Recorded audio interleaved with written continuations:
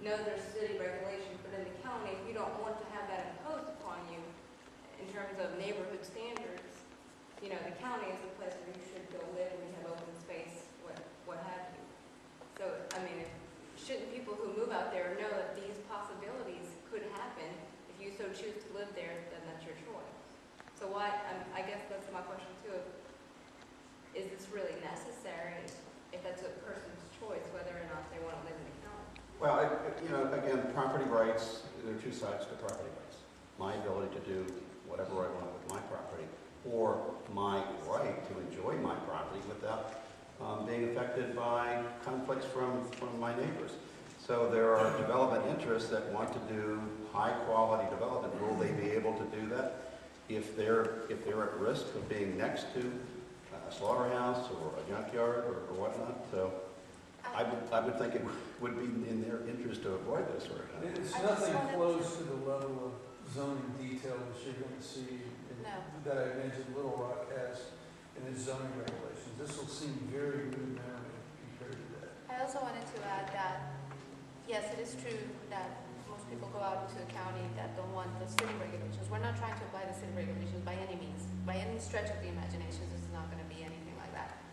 But the county has recognized that this particular area of the county is special because of the lake being there and providing water, not just to the city of Little Rock, but also North Little Rock. I mean, I don't know how many, it's like 400,000 people.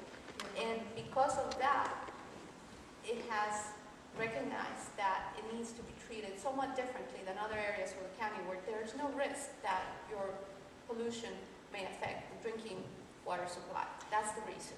But I want to make sure that we understand we are not trying to affect people's lifestyles. We're not trying to tell somebody who wants to buy that 5 acres and have horses or chickens or pigs in their backyard they can't do it. We're not doing that. So they will still be basically unregulated relative to what you're limited in the city of Little Rock. It's still going to embrace, you know, a rural way of life. So if you own 5 acres out there, will you still be required to have 40% open space? Yeah.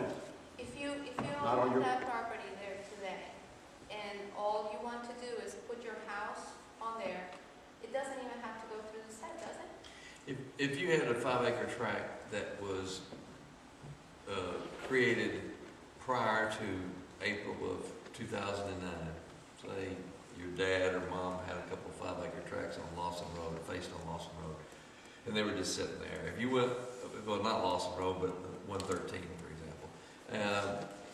If you wanted to put a single-family house on that, the only thing you would have to do would obtain a driveway permit to cut into from the state, because it's 113, and then you could build a single-family house there.